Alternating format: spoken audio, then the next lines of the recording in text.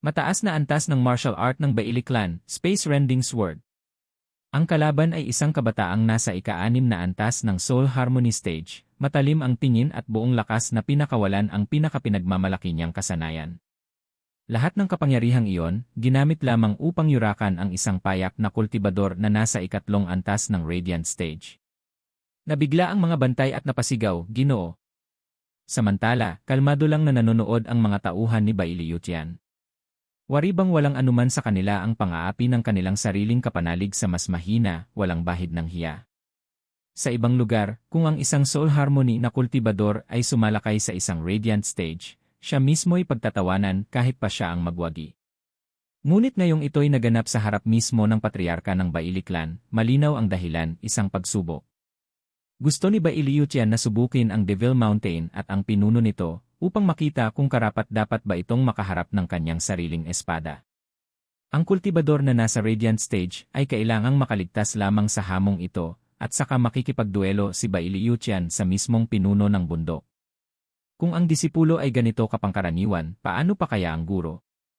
Kung mamamatay si Zhu Fan dito, malinaw na ang pinuno ng Devil Mountain ay pawang kathang-isip lamang, o marahil huwad na disipulo si Zhu Fan.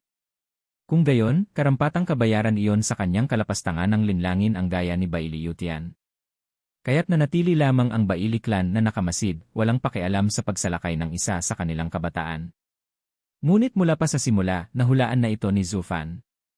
Umisi siya at naglakad ng kampante kasama si Qiao, wari naglalakad lamang sa hardin. Nang maglapat ang tao at espada, kumulog ang kalangitan at biglang bumungad ang tila Diyos na tagapagdala ng espada. Itinutok ang daliri sa ulo ni Zhu Fan, ngunit ang target ay mumiti lamang. Bahagyang napakunot si Baili Yutian, kita ang pagkadismaya. Ganito lang ba ang maipapakita ng Devil Mountain? Karaniwang kultibador lamang ang disipulo. Ngunit, mababang antas ng martial art ng Devil Mountain, Thunder Phoenix Claw. Umalinggaw ang matinis na tinig. Sa mismong saglit na dapat tatama na ang espada sa ulo ni Zhu Fan, isang pulang kulay ubeng kidlat na kuko ang lumitaw mula sa kawalan, hinawakan ang pulso ng kalaban at itinabig ang kanyang atake. Sa isang iglap, ang kabataang mandirigma ay napadpad sa ere, 3 ulit na gumulong bago bumagsak sa lupa na nag-iwan ng alikabok. Nagulat maging si Baili Yutian sa biglang pangyayari. At sa lupa, ang prinsipe ng korona ay nakadapa, habang ang batang hawak kanina ni Zhu Fan, isang 7 taong gulang na dalagita, ay nakatindig na ngayon sa kanyang likod. Nakapulupot ang kanyang maliit na kamay sa gulugod ng prinsipe, kumikislap ang lilang kidlat na lumulusot sa kanyang katawan, pinaparalisa siya at hindi makapalaya kahit sa kanyang kaluluwa. Natigilan ang lahat, maging si Invincible Sword at ang Sword Kings.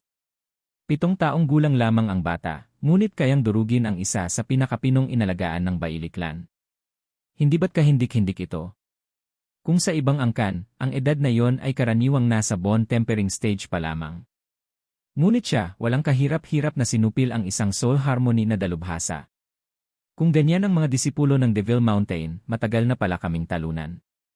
Kami mga langgam lamang kumpara sa kanila. Sa unang pagkakataon matapos ang libu-libong taon, napakurap si Baili Yutian, ramdam ang pangamba. Ako ba'y tunay na walang talo sa mundong ito? Napasigaw ang prinsipe habang sinusunog ng lilang kidlat ang kanyang mga buto. Pilit niyang tiniis, ayaw ipakita ang kahinaan sa harap ng kanilang patriarka. Ngunit ang sakit ay wala ng katapusan. Hindi nagtagal, para siyang asong ulol na humihiyaw. Nag-aatubili ang mga kasamahan ng Baili Clan, ngunit walang sinuman ang nangahas gumalaw ng walang utos ng patriarka. Ngumiti si Qiao at kumindat, pasimula pa lamang ito. Ganito ang mapapala mo sa pagtatangkang saktan ang aking ama, hihi. Pinakawalan niya ang mas matinding kapangyarihan at lalong napasigaw ang prinsipe. Qiao, mabilis na tumingin si Zhu Fan. Iwanan mo na siya. Tumigil ang bata at tumango, opo, ama. Pagkatapos ay bumalik sa kanyang tabi, iniwan ang prinsipe na nanginginig at hindi makabangon. Ngumisi si Qiao habang madilim na nakatingin si Baili Yutian, senyales na ipinapabalik ang nabigong disipulo upang hindi pa sila mas lalong mapahiya. Pagdaka, hinarap niya si Zhu Fan at magalang na nagbigay galang, matagal ko nang naririnig ang kasikatan ng Devil Mountain. Ngayon na nasilayan ko mismo, masasabi kong hindi kayang abutin ng imahinasyon ang inyong lakas, lalo't isang batang 7 taong gulang lamang ang may ganitong kapangyarihan. Ngumiti si Zufan. Sobra kayong mapagbigay, Sword Patriarch. Ang matalim na sining ng inyong angkan ay tunay na kahanga-hanga. Kung hindi dahil sa batang ito, tiyak wala na akong ulo ngayon. Subalit lumapit siya kay Kiawer, mabagal ka pa rin. Kita mo ba ang marka sa aking noo? Pagbalik natin, ipagpapatuloy natin ang pagsasanay. Napasimangot ang bata ngunit tumango, opo, ama. Nanlilisik ang mukha ni Bailiyutian. Nakakainsulto. Unay pinuri ang aming kasanayan, pagkatapos ay pinuna ang sariling anak na tila hindi sapat ang bilis matapos bugbugin ang isa kong disipulo sa isang iglap. Ngunit napigilan niya ang galit. Sa buong buhay niya'y siya ang pinakamakapangyarihan, walang sinuman ang nakapigil sa kanya. Ngunit ngayon, heto ang Devil Mountain, isang bagong puwersa na hindi niya masilip ang tunay na lalim. Ramdam niya ang malamig na pawis sa kanyang noo, isang bagay na matagal na niyang hindi naranasan. Mula sa pinakamalaki hanggang sa pinakamaliit, walang sinuman sa Devil Mountain ang dapat maliitin. At sa kauna-unahang pagkakataon, natanto ni Bailiyutian na maaaring may wakas ang kanyang pagiging walang talo.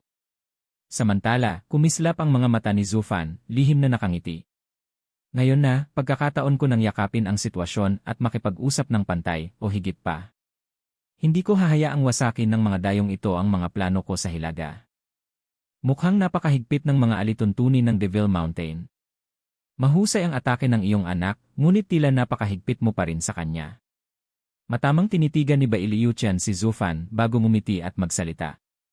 Ngumiti lamang si Zufan at kumaway na wari walang pakialam. Sword Patriarch, huwag na kayong magbiro. Bata pa siya, at ang isang bata ay laging kontento basta't makaraos, kahit may kapintasan. Kung nais mong maituwid ang kanyang ugali, dapat magsimula ang pagtuturo sa murang edad. Doon lamang matatanggal ang katamaran at masisiguro ang kanyang pag-angat laban sa mga kasing edad niya. Marami pa siyang kasing edad sa Devil Mountain. Nanigas ang labi ni Bailiyutian, biglang bumigat ang kanyang loob. Ang mga kasama niya ay napakurap din, nanlaki ang mga mata. Gaano kalaki ang sektang ito? Mga halimaw ba'y karaniwang produkto sa kanila? Naramdaman ng lahat ang malamig na kilabot sa batok, maging si Bailiyutian at ang 9 na Sword Kings. Karaniwan, milagro na para sa isang angkan ang magluwal ng isang ihunyango o halimaw sa kasanayan. Ngunit kung sila'y nagbubuhos ng marami, ano pa ang mangyayari sa mundo? May isang invincible sword lamang sa 5 lupain, ngunit sa Devil Mountain, tila walang katapusan ang mga tulad nito. Kapag dumami ang walang talo, bababa rin ang halaga ng pamagat. Kumunot ang noo ni Bailiyutian. Habang tumatagal ang kanilang pag-uusap, lalo siyang nababalisa. Ngunit ang kanyang pag-usisay hindi matigil, pinilit niyang umiti, pilit ginawang magiliw ang kanyang tindig. Tunay niyang kahanga-hanga ang dami ng talento ng Devil Mountain. Mataas ang paggalang nang kumaway siya ng kamay bilang saludo, nakatitig kay Zufan ng matalim. Paano ko ba dapat kayong tawagin, Ginoo? At ano ang pakay ninyo rito sa malayong Hilaga? Payak nang umiti si Zufan, ibinalik ang galang. Sobra kayong mapagbigay, Sword Patriarch. Noon pa'y ipinakilala ko na ang aking pangalan nang magtagpo kami ng inyong Frigid Rain Sword King. Qianfan lamang. Tiyak narinig niyo na yon.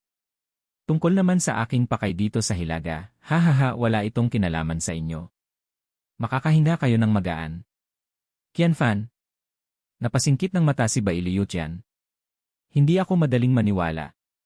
Lalo't agad kang naging katiwala ng pamilya Qian matapos lumabas mula sa Devil Mountain. Kung hindi ko malalaman ang tunay na dahilan ng pagdating mo rito, paano ako makakatulog?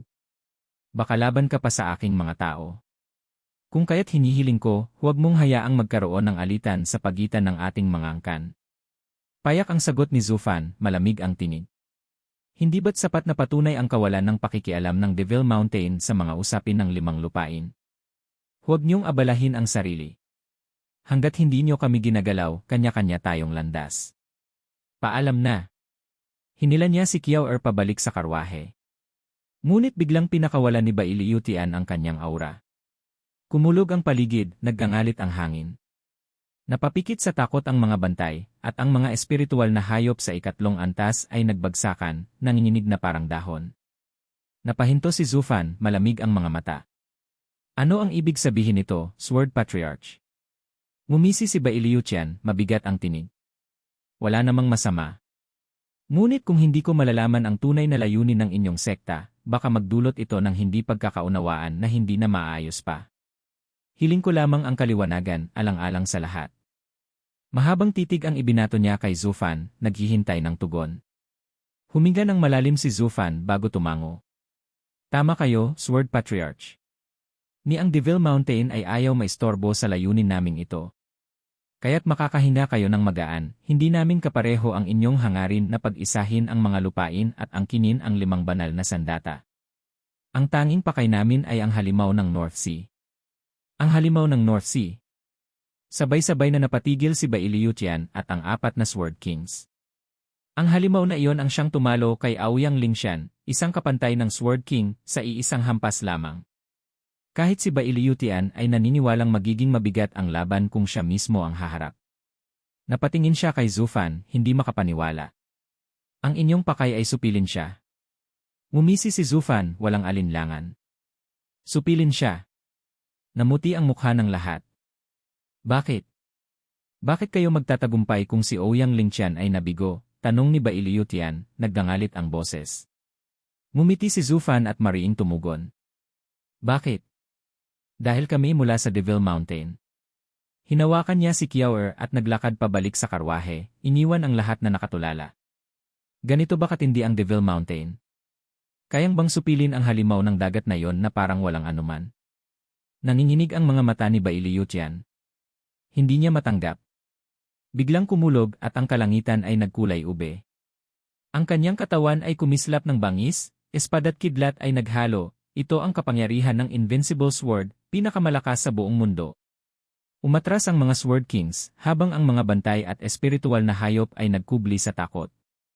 Ngunit si Zufan at Kiaoer, nanatiling kalmado, malamig ang mga mata, para bang ang nakaharap nila'y isang bangkay na naghihintay na lamang ng kanyang oras.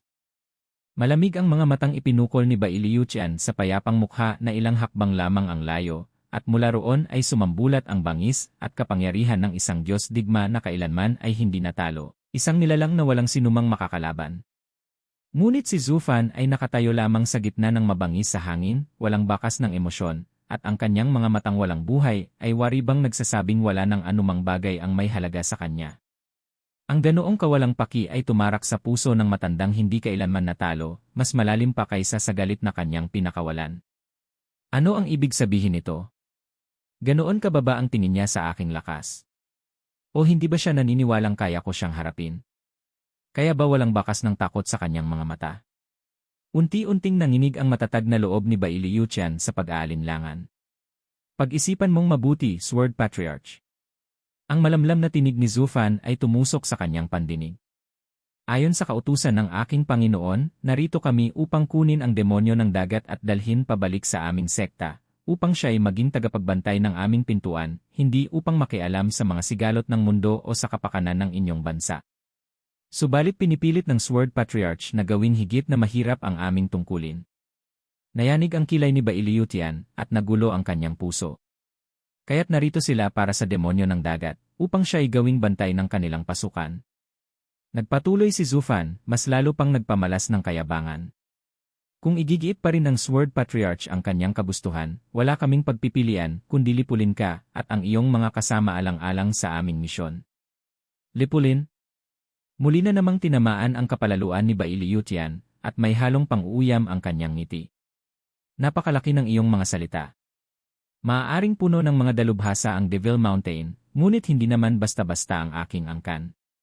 Nasa harap mo ngayon ang pinakamalalakas sa aming lipi. Paano mo kami lilipulin? Humugot ng malalim na hininga si Zufan, saka napabuntong hininga na tila ba nadidismaya. Mga kaawa-awang nilalang, bulag sa lawak ng mundong ito. May kaunting pag-asa ako sa iyo, na siyang pinakatuktok ng mortal na daigdig, na baka kahit papaano'y nasilip mo na ang katotohanan. Ngunit pinatunayan mo lamang na wala kang alam kundi ang sariling kapalaluan, at lalo ka pang nagmamataas sa kabila ng iyong kakulangan. Walang sinumang makakatakas. Lilipulin kayo ng Devil Mountain, tulad ng ginawa namin sa 5 sekta sa kanlurang lupain. Hindi ko kayang gampanan ito ng mag-isa, kaya gagamitin ko ang kayamanang iniwan ng aking Panginoon. Nilayon iyon para sa demonyo ng dagat, ngunit kung mapipilitang sayangin ito sa mga mangmang na tulad ninyo na kusa pang sumasadlak sa kapahamakan. Itinaas ni Zufan ang kanyang kamay, at ang Thunder Ring ay kumislap, naglalabas ng nakapangingilabot na aura na tila magpapakawala ng isang kalamidad. Tumalo ng dibdib ni Bailiyutian, at dumilig ng pawis ang kanyang noo. Wala siyang gaanong kaalaman tungkol sa lakas ng Devil Mountain, at ang mismong kamangmangan na iyon ang nagdagdag sa kanyang takot. Higit pa itong pinatindi ng kaswal na kilos ni Zufan, at ng nakapangingilabot na lakas ng 7 taong gulang na batang babae na kasama nito. Sa unang pagkakataon, nadama ng walang pigil na Invincible Sword ang tunay na pagsisisi. Masyado siyang naging padalos-dalos, hinayaan ang sugatang kapalaluan na magdikta ng kanyang galit. Ang taong nasa harap niya ay may kakayahang talunin ang demonyo ng dagat, kaya't lalo na silang kanyang lipulin. At nang mismong sabihin ni Zufan na kaya niyang burahin silang lahat. Naligo sa pawis si Bailiyutian, habang ang kanyang mga Sword King ay nangangatog, may mabigat na bigat sa kanilang dibdib at marahang umatras. Ngayon, bukod sa Invincible Sword, mayroon pa silang isa pang nilalang na kinatatakutan, at ang kapangyarihan nitong pinakawalan ay nakadurog sa kanilang mga kaluluwa. Invincible Sword Bailiyutian, malamig na bulalas ni Zufan habang nagningning ang kanyang singsing sa gintong liwanag, nagbabadya ng apoy na makapagsusunog ng langit, isang karangalang makilala ka, habang ito'y tumagal. Nagpupumilit si Bailiyutian na pigilan siya. Hintay, sandali. Bakit? May huling habilin ba ang Sword Patriarch? Nalalaki ang mga mata ni Bailiyutian. Nang binanggit mong tugatog ng mortal na daigdig, ibig bang sabihin, may yugto pa na higit sa Genesis stage? Ngumiti si Zufan. Siyempre. Mula sa pagiging mortal, tungo sa espiritual, imperial, banal, at pangsoberanya, ang 5 antas ng muling pagsilang. Ang Genesis stage ay hangganan lamang ng mortal na daigdig. Upang tuluyang makaalpas, dapat mong abutin ang Spirit King stage, kung saan ang kapangyarihan ng kalangitan ay iyong makakamtan, at ang buhay ay magiging walang hanggan, malaya sa 5 pagbagsak ng langit at tao. Doon, tanging ang banal na tribulasyon ang iyong haharapin. At iyon pa lamang ang unang hakbang sa tunay na landas ng kultibasyon. Sa oras na maabot mo ang Sovereign stage, ikaw ay magiging immortal, walang kamatayan at walang sinumang makakasira. Nanlumo si Bailiyutian sa narinig, at hindi makapaniwala ang iba pang Sword King. Ngunit si Zufan ay napangiti lamang. Sword Patriarch, mayroon ka pa bang nais itanong? Kung wala na magpapatuloy tayo. Bumagsak ng marahas ang malambot na katawan sa puti at pulang nyebeng tila balahibo, nanginginig paminsan-minsan habang pinipilit ni Bailiyuyu na iangat ang ulo, at tumama ang kanyang tingin sa malamig at mariing titig ni Bailiyutian. Patriarch, bakit? Lubos na naguguluhan si Bailiyuyu. Lumapit si Bailiyulay na may buntong hininga, balak siyang tulungan tumayo. Ngunit malamig na muling bumungad ang tinig ni Bailiyutian, Yulay, sino ang nagsabing maaari kang gumalaw? Napahinto si Bailiyulay, napatigil at muling napabuntong hininga. Isang malungkot na sulyap ang iniwan niya kay Bailiyuyu bago umiling at bumalik sa kanyang pwesto. Nagbago na ang lahat. Itinuturing na ng Patriarch na hindi maaaring galawin ang batang iyon, at ikaw pa ang nagmadaling sumalakay. Lalo na't ang lakas na bumabalot sa kanyang singsing, at higit sa lahat, ang mga pahayag niya tungkol sa mga antas ng kultibasyon, iyon lamang ay sapat na upang ang Patriarch ay magbago ng isip. Isang nilalang siyang hindi maaaring mahipo, isang misteryong napakalalim. Ito ang sagot na magkakaisa nilang nabuo, maliban kay Bailiyuyu na bagong dating at wala pa ring kamalay-malay. Yuyu, ayos ka lang ba? Lumapit si Zufan na may ngiti, iniunat ang kamay upang tulungan siya. Kung hindi ka tutulungan ng iba, hayaan mong ako na. Hahaha ni. Pak! Pinalo ni Bailiyuyu ang kanyang kamay at tinitigan siya ng may galit. Lumayo ka. Yuyu. Malamig na tumitig si Bailiyutian. Ganyan ba ang paraan mo ng pasasalamat sa kabutihang loob ni Sir Qian? Wala akong maalalang nagkaroon tayo ng isang kamag-anak na bastos at walang galang. Kailangan ko pa bang ilabas ang aking latigo? Pagdakay yumuko siya at nagbigay galang kay Zufan. Patawad, sir. Siya'y palaging matigas ang ulo at walang pakundangan. Huwag niyo na sanang alalahanin. Umiling si Zufan at mumiti.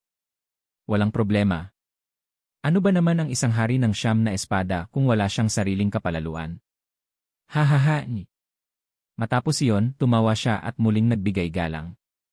Sword Patriarch, yamang nagkaayos na tayo, panahon na para ako ay lumisan. Kinuha niya si Kiao at papasakay na sana nang biglang sumigaw si Bai Liutian. Sir, hindi ako mapapanatag kung hindi ko mababayaran ang kapangahasan ni Yuyu. Kaya't hayaan niyong siya ang sumama sa inyong paglalakbay upang tulungan kayo sa inyong misyon. Isang kabayaran para sa kanyang mga pagkukulang. Ano sa palagay niyo? Nais niyo akong sumama sa kanya? Patriarch. Halos mapasigaw si Bai Liuyu at ang kanyang mga mata ay nagnanakaw ng awa habang nakatingin kay Zhu Fan at pagkatapos ay kay Bai Liutian. Hindi makapaniwala si Bai Liulei. Ano ba ang pakay ng Patriarch? Sandaling natigilan si Zhu Fan bago siya ngumiti ng malapad, may kislap sa mata. Sword Patriarch, labis akong nagpapasalamat, ngunit nakasanayan ko na ang maglakbay ng mag-isa. Medyo alanganin kung bigla na lamang akong may kasama, lalo pat isang kagalang-galang na Sword King na gagawing parang karaniwang kasama. Sir, huwag sanang tanggihan ang aking taos-pusong hangarin. Kumaway si Bai Liutian na parabang wala lamang, ngunit ang tinig ay mariin. Si Sword King Yuyu ay sapat na malakas upang hindi sayo maging pabigat. Kung may mangyari man, siya'y tatayo para sa inyo. Wala akong mga Sword King na hindi kayang pangalagaan ang sarili. Tungkol naman sa katayuan, haha, para sa akin, mas marangal kayo. Huwag sanang tanggihan ang aking sinseridad. Nagkunwaring nag-isip si Zhu Fan. Hindi ito kanais-nais ni. Kung tatanggihan niyo, inilalagay niyo ako sa kahihiyan. Mabigat ang tinig ni Bai Liutian, may halong kunwaring galit. Nagkaisa na tayo na hindi makikialam sa isa't isa. Ngunit kung tanggihan niyo ako ngayon, ituturing ko itong paglapastangan, at baka maging dahilan pa upang hindi ako manatiling nakamasid lamang kapag kayo'y dumaan sa panganib. Nakasanayan ko ng maging padalos-dalos, at hindi ako natatakot kahit sa 5 banal na espada. Ngunit kung ako'y maging pabigla-bigla, kaya rin ba niyo? Ano kaya ang sasabihin ng inyong kagalang-galang na Panginoon? Matagal na tinitigan siya ni Zhu Fan bago umiling. Kung ganoon, ang Sword Patriarch ay hindi magpapatalo hanggat hindi ko tinatanggap. O kaya ay kahit ano pa ang kapalit, pipiliin niyong maging kalaban ko. Eksakto. Matuwid ang sagot ng Invincible Sword.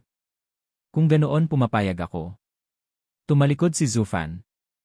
Mga tauhan, aalis na tayo. At ikaw, Frigid Rain Sword King, sumakay ka na. O baka mas gusto mong sumunod na lamang? Yuhi. Natigilan ang lahat. Hindi makapaniwala si Bai Liuyu at napatitig sa kanyang Patriarch. Bakit ako? Nakakunot ang noo ni Bai Liulei, ngunit tinanggap na lamang ang kinalabasan. Samantala, ang mga bantay ay napatitig kay Bai Liuyu na parabang siya ang magiging kanilang kamatayan, ramdam pa nila ang malamig na hanging humahaplos sa kanilang leeg. Pumasok si Zhu Fan sa karwahe, kasunod ang mga bantay. Mariing tumitig si Bai Liutian kay Bai Liuyu. Huwag kang tatayo lamang dyan. Sumunod ka kay Sir Qian. Makikinig ka sa bawat salitang kanyang bibigkasin, malinaw ba? Kung hindi, ako mismo ang haharap sa iyo. Napalukot ang mukha ni Bai Liuyu.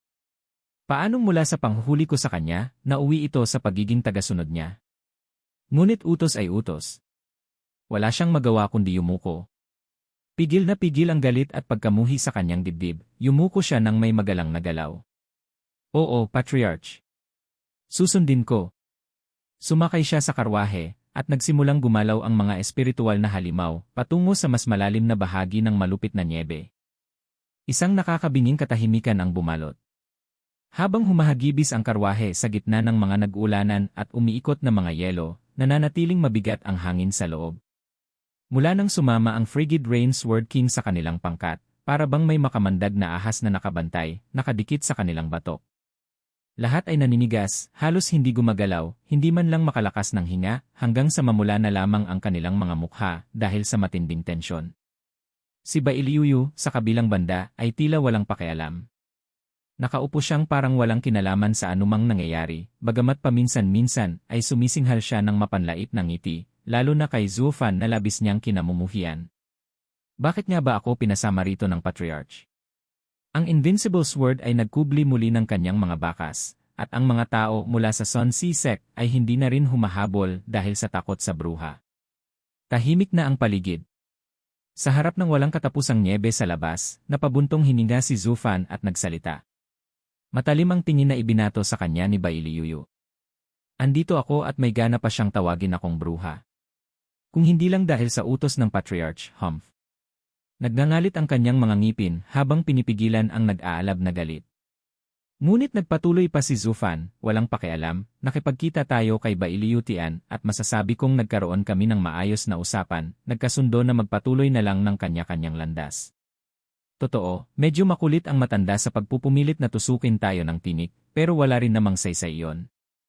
Matatapos pa rin ang ating misyon. Hindi niya dapat masyadong minamadali ang pakikipagtunggali sa Devil Mountain. Kahit punuin pa niya tayo ng mga tinik, wala ring pinagkaiba. Nagpapawis ng husto ang lahat habang pinapakinggan siya, tila naninikluhod sa pamamagitan ng kanilang mga mata, tumigil ka na. Hoy! Iyan ang mga usapang dapat lihim lamang sa magkakapatid. Bakit mo pa sinasabi sa mismong kaaway? Nasa bingit ka na ba ng kabaliwan? Isa iyang Sword King. Kung sawang-sawa ka na sa buhay mo, huwag mo kaming idamay. Bang! Hindi na nakapagtataka ng tuluyang sumabog ang maikli at marupok na pasensya ni Bailiyuyu. Nagdidilim ang kanyang mukha habang sumusumpa, manahimik ka. May hangganan ang pasensya ko. Nanginig ang lahat sa bagsik ng kanyang tinig. Ngunit tumawa lamang si Zufan, hahaha, kung mayroon ka mang pasensya, hindi ka na sana naging isang Sword King. At nagpatuloy siya na para bang wala lang, ngayon, nasa ilalim ka ng aking pamamahala. Kaya kahit gaano ka pa kapos sa pagtitimpi, kakailanganin mong tiisin. Huwag mong kalimutan ang bilin ng Patriarch, may iniatang siyang misyon sa iyo nang ipadala ka niya rito. Sayang naman kung uwi ka ng walang dalang katuparan, hindi ba? Kilala ko na ang estilo ng matanda. Kahit pa isa kang Sword King, hindi niya palalagpasin yon, hahay. Namilog ang mga kamao ni Bailiyuyu, nanginginig sa galit.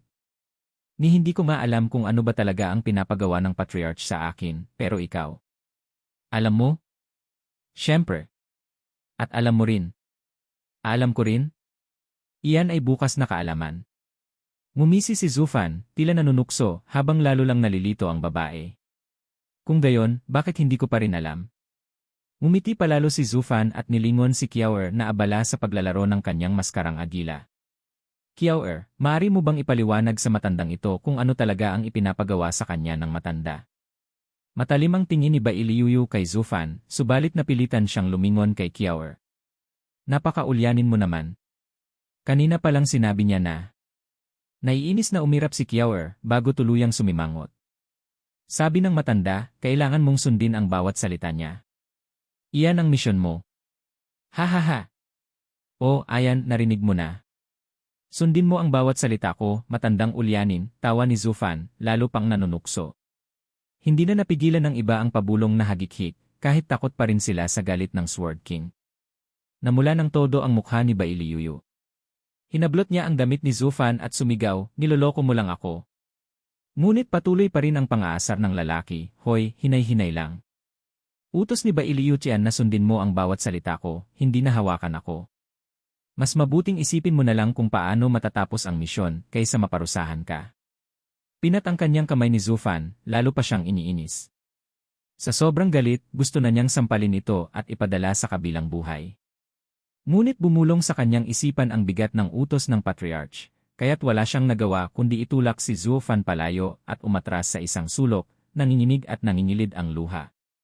Mula pagkabatay kinagisnan na niya ang pabor at paghanga ng lahat, ngunit ngayoy tila gumuho ang kanyang mundo. Ano bang iniisip ng Patriarch? Samantala, nakangiti si Zufan nang bumaling sa iba. Ang Frigid Rain Sword King ay may sariling prinsipyo. Hindi niya tayo gagalawin, kaya maaari tayong magpatuloy na mag-usap gaya ng dati. Hindi naman tugma ang ating layunin sa gitna, kaya't wala itong masamang dulot sa atin. Nagtinginan ang mga kawal mula sa umiiyak na si Bailiyuyu hanggang kay Zufan at tumango, puno ng paghanga. Higit pa sa kagila-gilalas ang Panginoon natin. Sa salita lang, nagawang kalugin ang Invincible Sword at ang siyam na Sword Kings.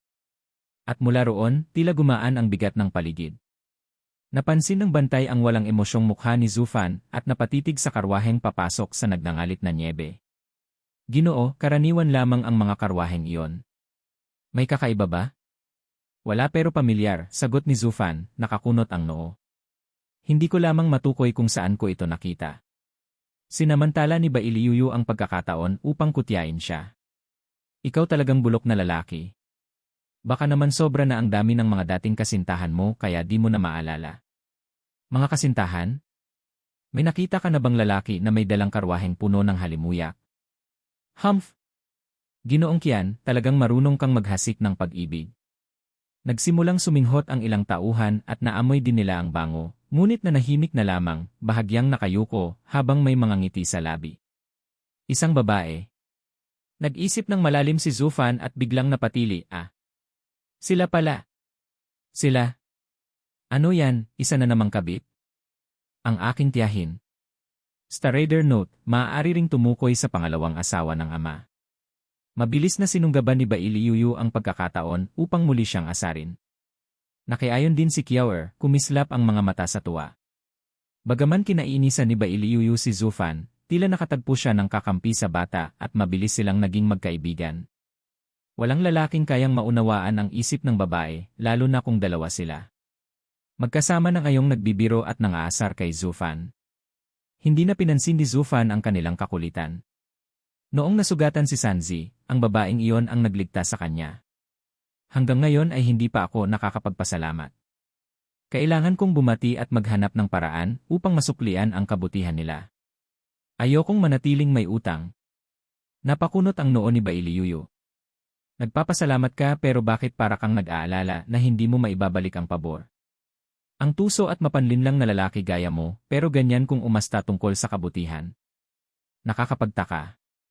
Ngumiti si Kiaoer at kumaway. Ate Yu, ganyan talaga si Itay, laging malinaw sa kanya ang utang na loob at galit.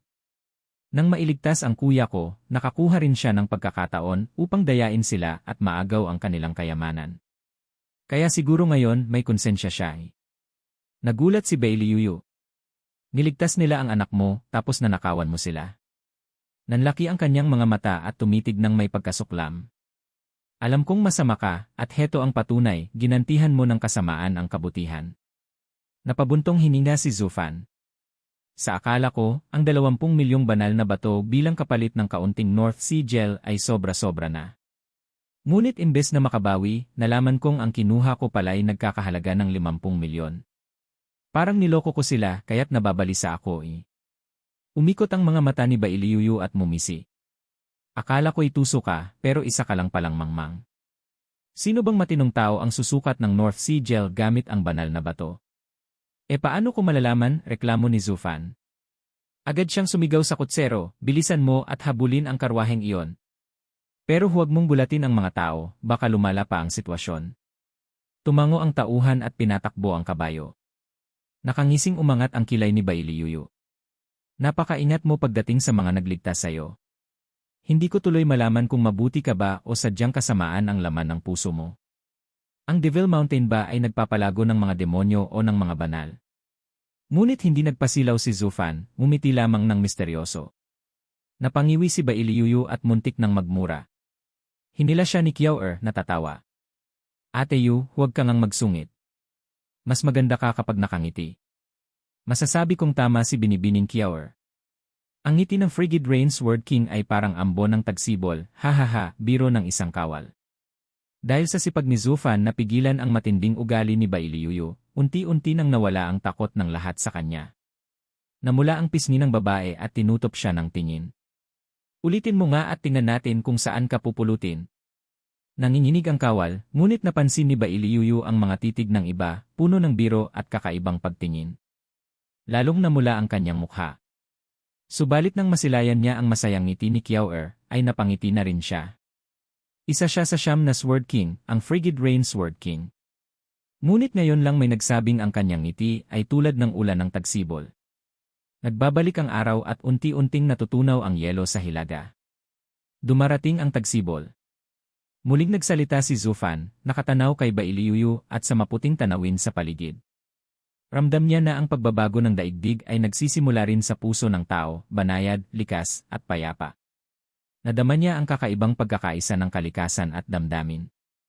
Habang abala pa ang tatlo sa kani-kanilang drama, isang biglang sigaw ang pumukaw sa kanila. Napatigil sila at sabay-sabay na napalingon sa isang maringal na figura na nakatingin sa kanila nang may malamig na galit. Napahinto si Zufan, tila natigilan sa taglay nitong kagandahan, halos kasing antas ni Chu Qingcheng. Mayroon palang isa pa sa mundong ito na kasing ganda ng aking asawa. Ngunit imbes na ikagalak, lalo lang siyang ikinainis ng dalaga, at mariing tinuligsa, sawa ka na ba, Sir Gu? Paano mo ako nakilalan? Napakunot ang noo ni Zufan. Sa kanyang paglalakbay sa gitnang rehiyon, ginamit niya lamang ang pangalang ito mula kay Batang Sanzi. Paanong umabot pa ito hanggang sa hilagang lupain? Maya-maya, isa pang magandang dilag ang kumaripas ng takbo papalapit at tila natuwa nang makita si Zufan. Oh! Hindi ba't ikaw si Gu Yifan? Kumusta ang iyong anak? Hindi ka nakita ng aking binibini noon, ngunit labis pa rin siyang nag-aalala para sa bata. Simula nang makabalik kami, araw-araw na niyang binabasa ang mga aklat medikal upang makahanap ng paraan upang maalagaan ito. Zoe.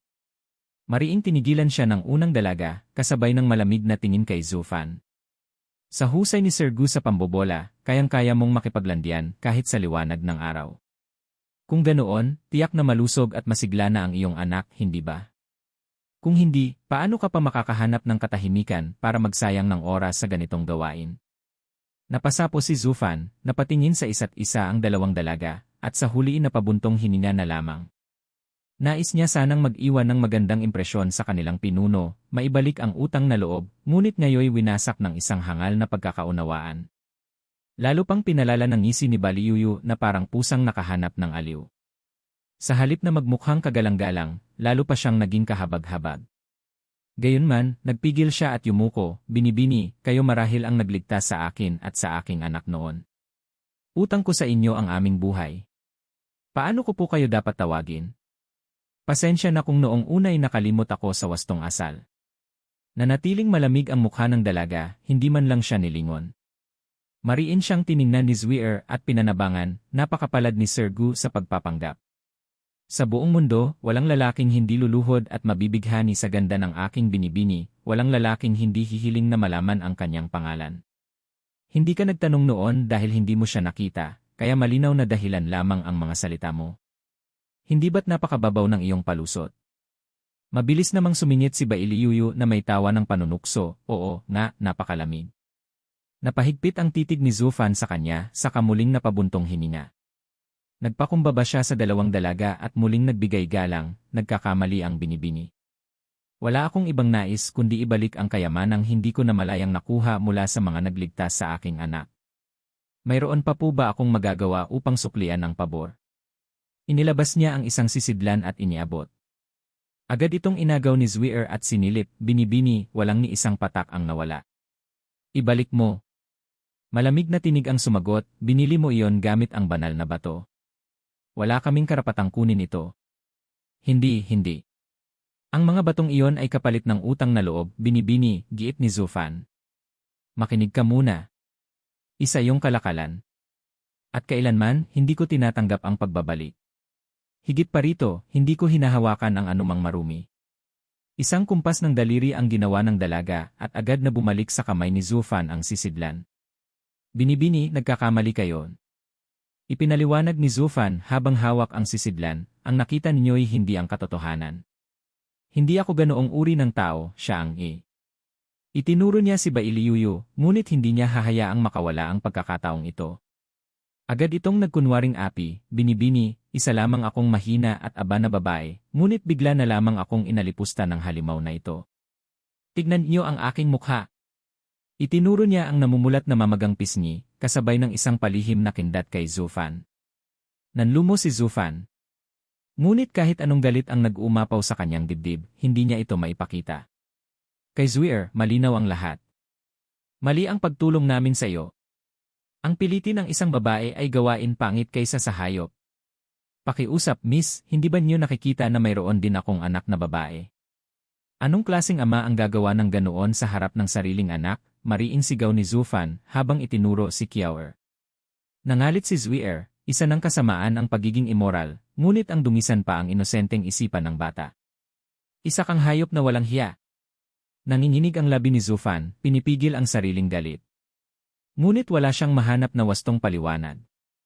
Totoo nga marahil ang kasabihang walang katuwirang matanggap sa isang babae.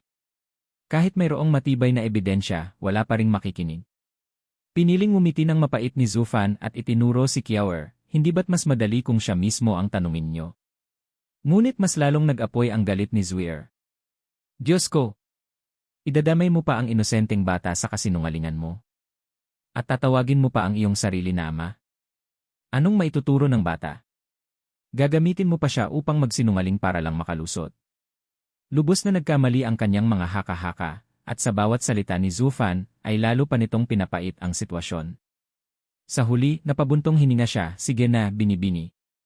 Ikaw na ang pinakamalakas kong kalaban. Talo na ako. Maniwala ka na lang sa gusto mo. At ngayong umamin ka, hindi ko na ito palalampasin, mariing sigaw ng unang dalaga. Napailing si Zufan. Piliting ipatanggap ang isang kasalanang wala naman. Ibig bang sabihin, papatayin mo ako dahil dito? Ang buhay na iniligtas at ang kasamaan na pinakawalan, ako mismo ang babawi. Nagningning ang malamig na mga mata ng dalaga at inatake siya. Humuni ang hangin, nakakapaso at nagyelo habang lumipad ang palad nito. Kasabay ng nagyelong lakas ay ang kakaibang apoy, na wari lumilikha ng pugon sa paligid. Glacial blaze palm ng Murong clan, gulat na bulalas ni Bailiyuyu. Ibig sabihin ikaw si immortal healer, Murong Xu. Hindi siya pinansin ni Murong Xu at sa isang iglap, binalot ng yelo si Zufan. Ang apoy sa loob ng lamig ay gumagapang sa kanyang katawan. Paglingon kay Bailiyuyu, malamig ang tinig ni Murong Xu. Hindi ka pangkaraniwang babae upang makilala ang pinakabanal na sining ng aming angkan. Hindi ikaw ang biktima rito, hindi ba? Napahalakhak si Bailiyuyu, alam mong kasinungalingan, ngunit pinatay mo pa rin siya. Kung masinuri mo sana, baka natuklasan mong nagkamali ka. Ngayon, iniwan mo ang batang ito bilang ulila. Ngunit huwag mag-alala, sasamahan na kita, hay. Nanlamig ang titig ni Murong Xu, ang aking angkan ay laging kumikilos ng may layunin. Kahit may pagkakamali ka, hindi maitatanggi na siya ay naghasik ng kamatayan sa gitnang rehiyon, pumatay ng di mabilang na inosente. Tinapos ko lamang ang isang halimaw, at pinangalagaan ang dangal ng Murong clan. Gitnang rehiyon, singhap ni Bailiyuyu. Ang gulo sa Serene Shores Trading siya ba ang may kagagawan? Humph! Lubha ko siyang minamaliit. Malamig na tumitig si Murong Xu kay Kiawer, ako ang responsable sa ginawa ko. Dahil ako ang pumatay sa iyong ama, ako rin ang kukuha sa iyo upang alagaan at ituwid ang iyong landas. Ngunit mumisi si Bailiyuyu, akala mo ba ganon kadali? Ako ang kasama niya nitong mga araw at hindi ko siya basta ibibigay sa isang estranghero. Umalinganggaw ang malamig na lakas ni Murong Xu, ibig mo bang tapusin natin ito sa dahas? Kung gusto mo, halika. Hindi ikaw ang iyong kapatid. Wala kang panama sa akin. Nagbago ang ngisi ni Bailiyuyu, nagdilim at naging malupit. Habang nagtatalo ang dalawa kung sino ang may karapatan kay Kiawer, nanatili namang payapa ang bata. Paminsan-minsan, tumitingin siya kay Zufan na nakabalot sa nagyelong apoy at doon, sa pagitan ng yelo, may bahid ng itim na thunder flame na unti-unting umuikot. Boom! Kasabay ng matinis na kalabog at nakabibinging pagsabog, nagkadurog-durog ang yelo na bumabalot kay Zufan. Sa isang iglap, tinupok iyon ng itim na kidlat apoy, kasamang naglaho ang bughaw na apoy sa loob ng yelo. Tahimik na naglakad si Zufan, kumikislap ng maitim ang kanyang kaliwang mata, walang ni isang hibla ng buhok ang nagulo.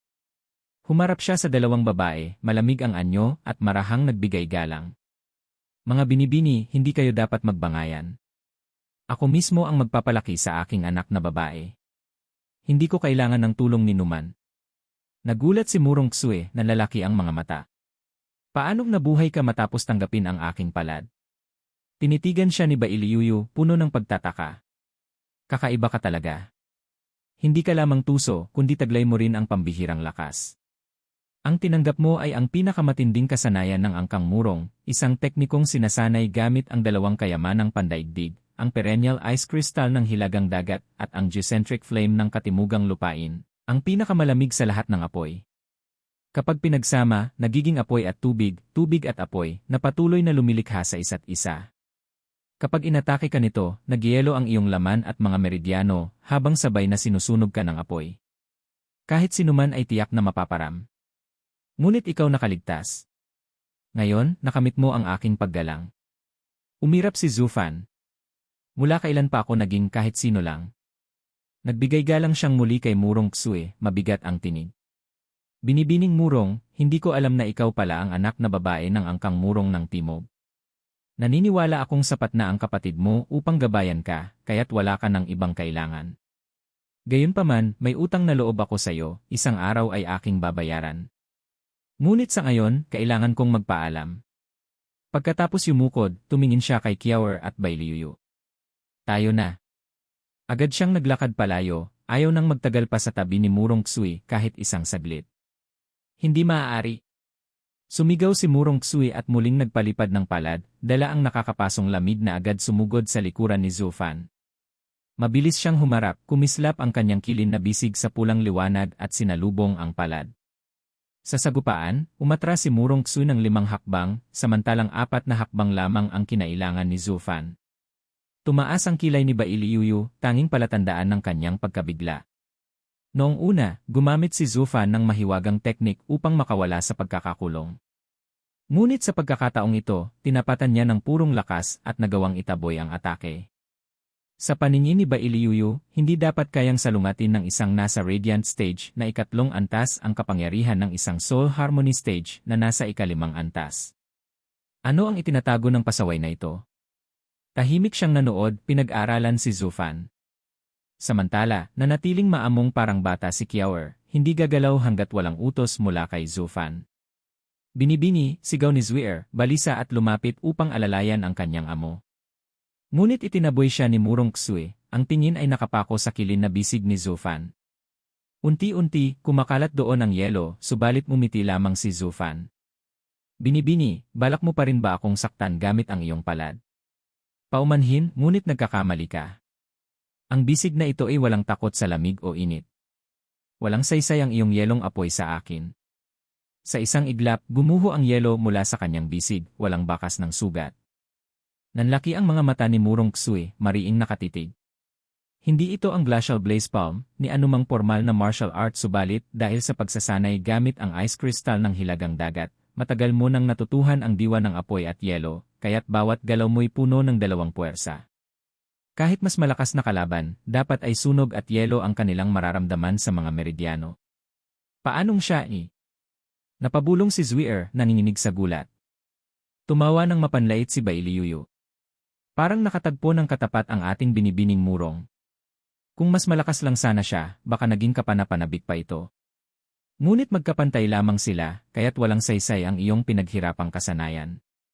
Nakakaawa, nagdusa ka ng matindi sa apoy at yelo para pagsamahin ang mga yon sa katawan, ngunit heto't walang silbi, ha ha ha. Anong ginawa sa iyo ng aking binibini para pagtawanan mo siya, singhal ni Zwier. Ngunit hindi pinansin ni Murong Ksue. Ang tingin niya ay nanatili kay Zufan, matalim at mariing puno ng paninindigan. Napabuntong hininga si Zufan, ramdam ang pagbabago mula sa kanyang tagapagligtas tungo sa isang matinding kaaway.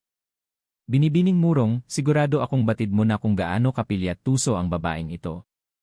Sino ba namang matinong lalaki ang magtatangkang lapitan siya?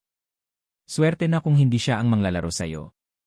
Bakit kailangan mong ituring akong kriminal? Hoy! Sino ang tinawag mong palalot malisyosa, singhal ni Bailiuyu? Hindi siya pinansin ni Zufan, nakatuon lamang kay Murong Ksue. Matingkad sa mga mata nito ang kagustuhang tapusin siya sa mismong araw na yon. Ang makipaglandian ay kasalanan, ngunit hindi karapat-dapat para sa kamatayan. Hindi ako maatake dahil doon. Hindi ako ganoong kaliit ang puso. Kung gayon, bakit? Kumikislap ang malamig na galit sa mga mata ni Murong Ksue. Daan-daang libo ang nawala sa gitnang lupain dahil sa iyo. Hindi ko hahayaang manatili ang gayong kasamaan. Naguluhan si Zufan. Gitnang lupain? Ngunit hindi ba taga-timog ka na may alitan sa kanila? Kung maghihiganti ka, bakit sa ngalan ng gitna?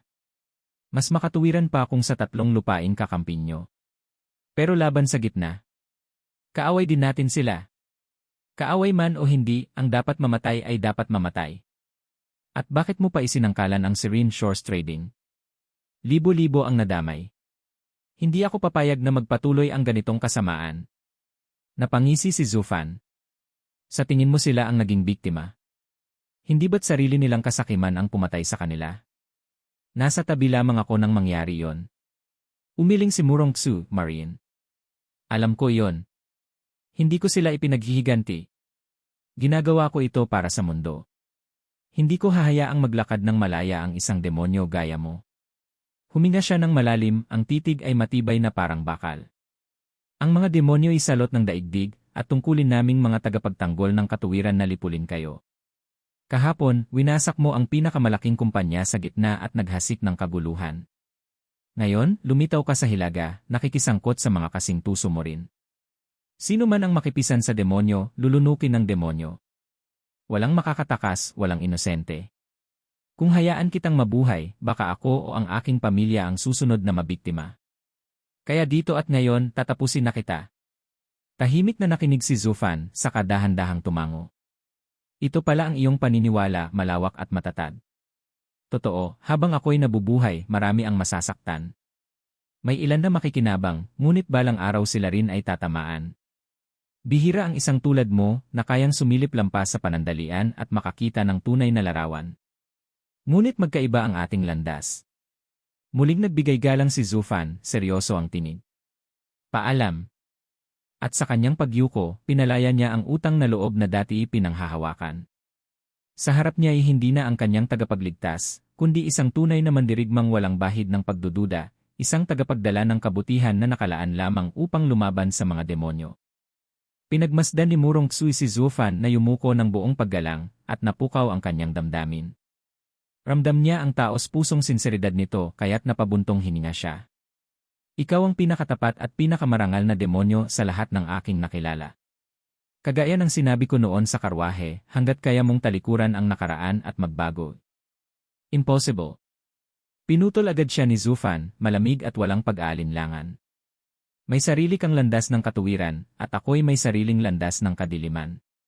Magkaibang daan, walang pag-ugnayan. Mas mabuti kung huwag mo nang ipilit ang iyong paniniwala sa akin. Nanginig si Murong Xu, saka nag-umapaw ang galit. Bakit ba pinipili mong maging isang demonyong kinamumuhian ng lahat? Ilan pang kasamaan ang balak mong gawin? Sa tingin mo ba, ang landas ng demonyo ay kasamaan? Umiling si Zufan. Hindi mo kami nauunawaan. At dahil hindi mo alam ang tinatahak kong landas, mabuti pang huwag kang magbigay ng mababaw na pahayag. Lahat tayo'y may sariling paniniwala, subalit hindi dapat tayo pailalim dito. Ang tunay na katuwiran ay isang layunin lamang, at bagaman malapit ka na roon, hindi pa rin sapat. Sabi nga, ang kasamaan ay mananatili hanggat may puso ng tao na nagtataglay nito. Pinisil ni Murong Xu ang kanyang kamao at tinitigan siya ng mariin. Hindi ko alam ang iyong tinatahak na landas, ngunit bakit kailangang lubog ka roon, isang landas na puro pinsala at pagdurusa. Kung igigit mong manatili sa pagiging demonyo, wala akong ibang pagpipilian kundi lipulin ka. Itinaas niya ang kanyang mga kamay at isang hudyat ang kanyang ginawa. Mula sa himpapawid, bumagsak ang libu-libong pilak na nyebe na biglang naging matutulis na yelong sibat. Nagbagsakan iyon kay Zufan na tila nagwawasak ng buong kalupaan. Gumulong palabas ng bayan ang mga tao, iniwan ang lugar na halos walang laman, liban sa mga naglalaban. Heavily Rain. Lae Dragon Mountain Coil. Nagulat si Zufan, ngunit mumiti rin. Isang makukulay na dragon na kalahating kilometro ang haba ang lumitaw, lumibot sa kanya, at nagsilbing kalasag laban sa malupit na unos.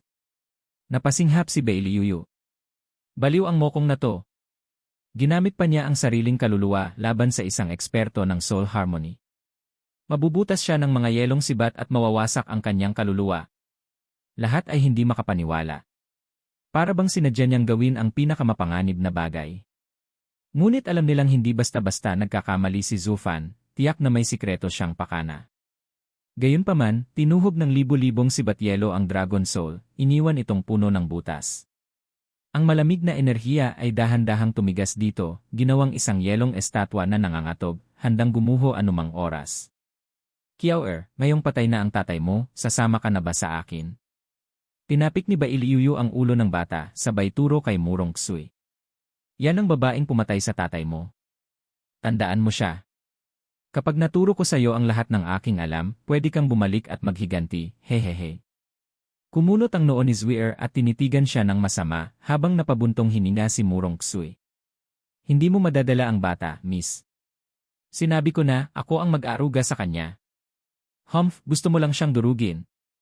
Hindi kailanman magpapakababa ang aking angkan. Palalakihin ko siyang maayos at matutong maging makatao. Sa kanya na ang pasya kung maghihiganti siya o hindi.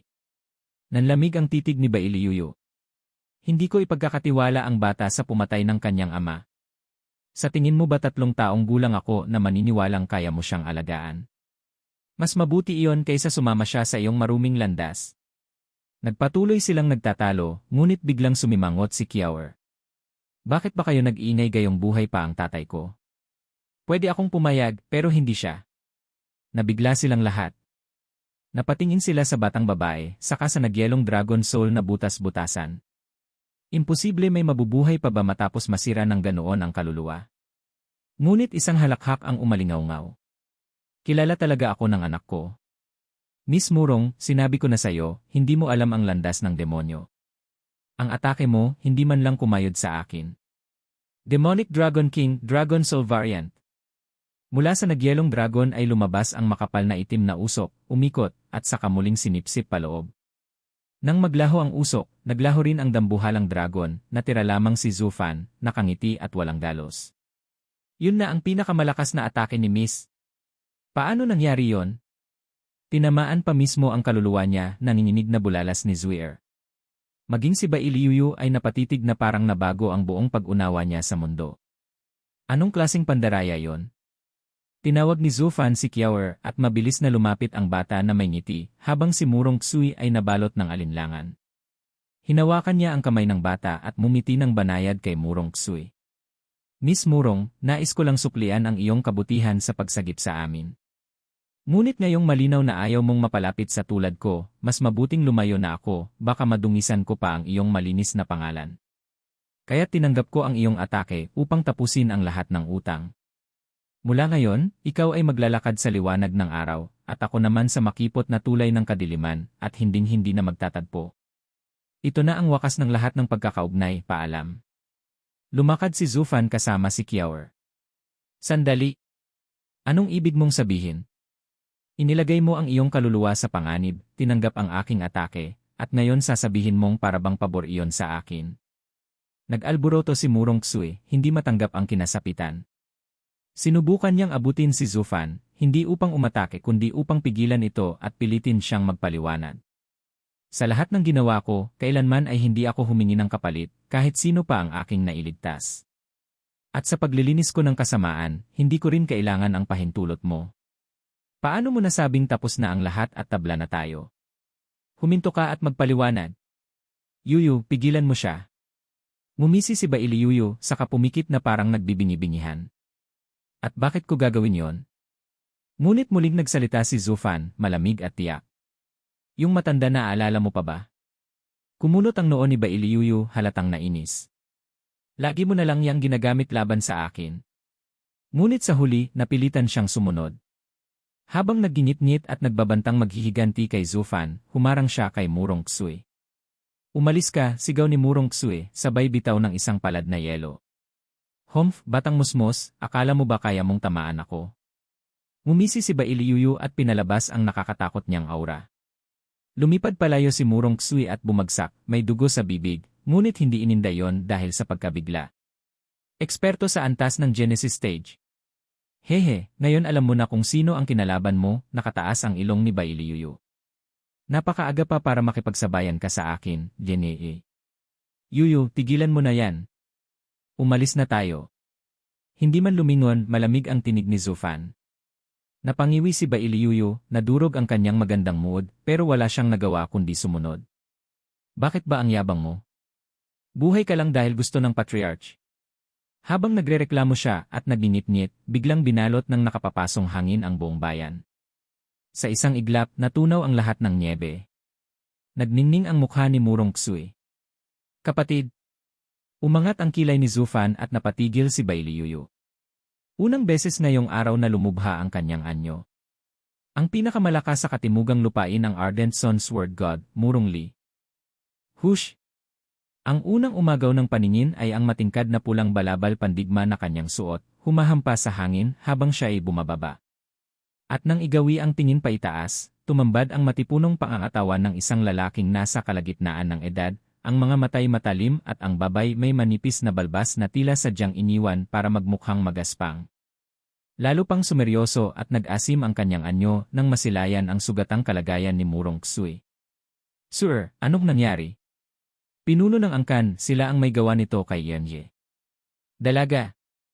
Agad tumayo si Zuier, ngayon na dumating na ang kanilang lakas, at yumuko bago tinuro ng may sisi ang grupo ni Zufan. Pinuno, dapat pagbayarin niyo sila. Ilang ulit nang iniligtas ni Yenye. Dalaga ang batang iyon at ang kanyang ama, subalit ito'y nagbalik ng kasamaan sa kabutihan, inudyukan pa ang babaeng iyon para saktan si Yenye. Dalaga. Pinuno, hindi niyo maaaring palampasin ito. Napailing na lamang si Zufan at napangiti ng mapait. Alam na niya mula pa lamang, si Zuier ay walang idudulot kundi gulo. Nasaksihan mismo ng dalaga ang buong nangyari, ngunit pinili nitong baluktutin ang katotohanan upang palabasing siya'y isang walang utang na loob. Lahat ng iyon ay para lamang udyukan ang pinuno ng angkan ng Murong na kumilos laban sa kanya sa ilalim ng galit. Ito talagang babaeng ito, bihasa sa pagpukaw ng puot. Sayang, malaking abilidad sana sa landas ng demonyo.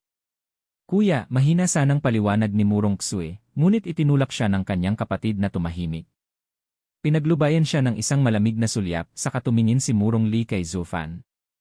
Ako si Murong Li, ng angkan Murong mula sa katimugang lupain. Papunta ako sa baybay ng hilagang dagat matapos tanggapin ang isang paanyaya, ngunit ilang araw pa lamang ang nakararaan ay nakarinig ako ng balitang may nangyari sa San Sisek. Kaya't narito ako upang siyasatin. Maari ko bang malaman kung sino kayo at kung may nalalaman kayo tungkol sa nangyari sa San Sisek?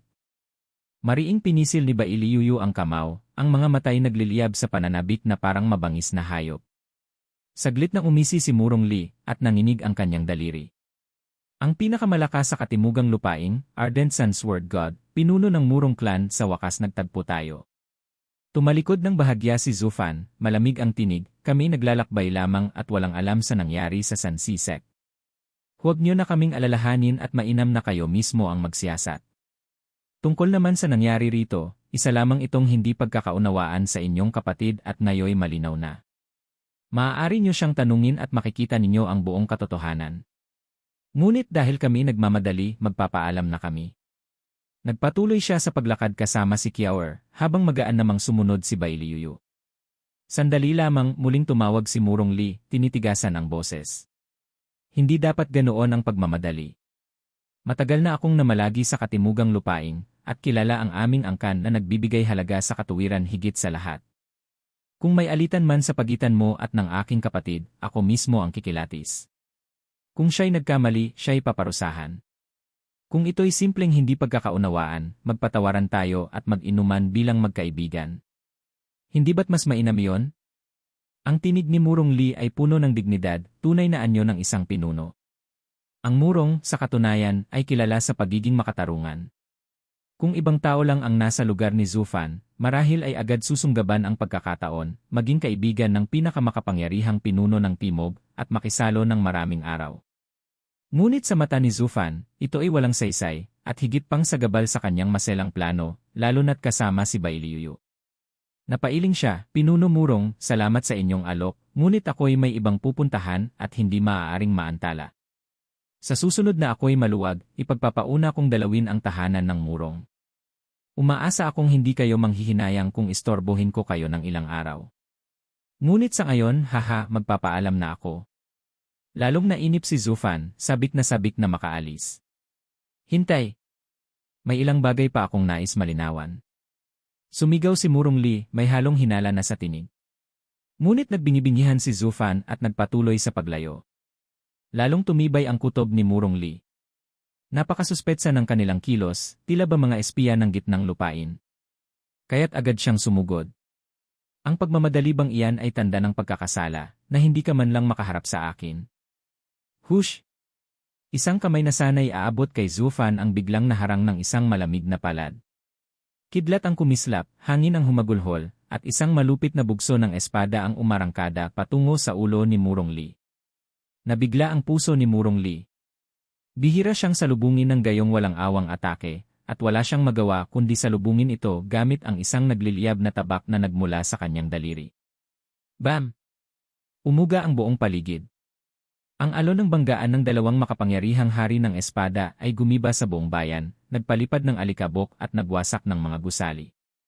Napadpad sa air sina Murong Xue at Zuier sa kabumagsak. Pagsulyap nila'y isang guho at abo na lamang ang kanilang paligid.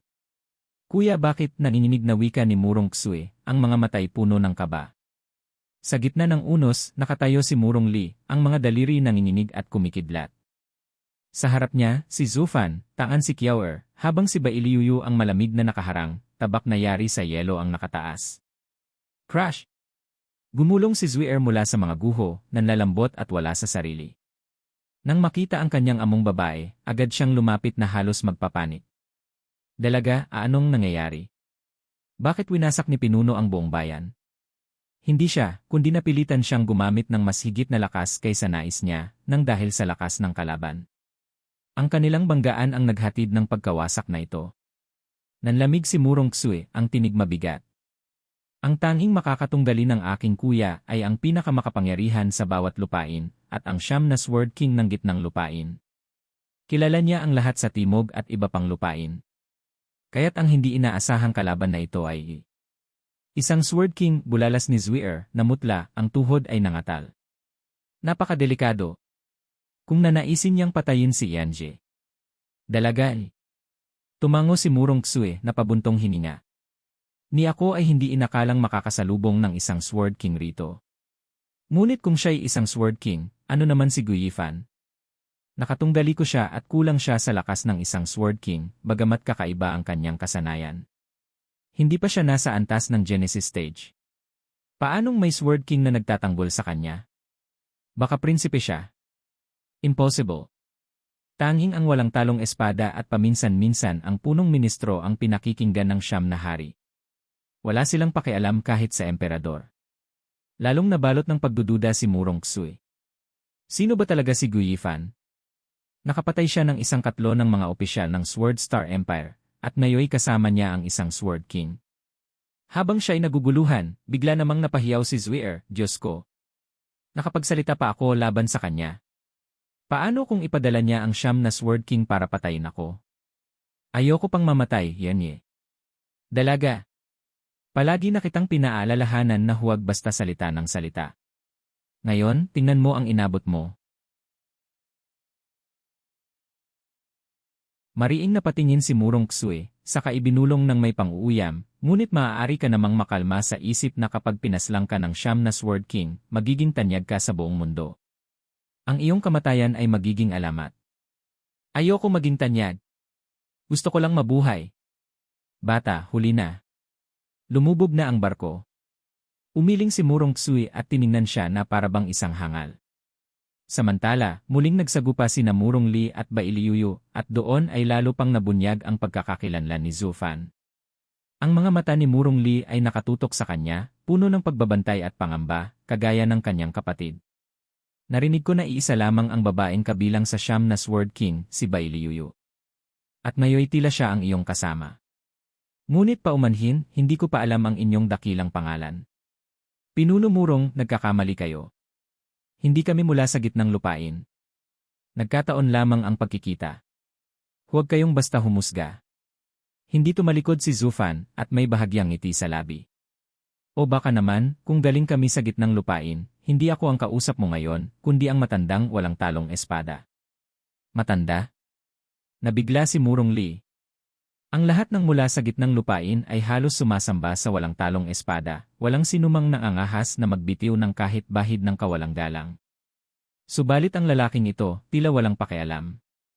Hindi ba siya mula sa gitnang lupain? Mayroon pa bang ibang kapangyarihan na kayang pumantay sa siyam na Sword King? Nalusaw ang hinala ni Murong Li, napalitan ng matinding pagtataka. Samantalang si Bailiuyu ay tahimik na pinipigilan ang galit, ang mga kamao ay mahigpit na nakagapos. Ang pagtawag ng Ginoo sa kanyang patriarch bilang matanda ay parabang direktang insulto sa kanyang harapan.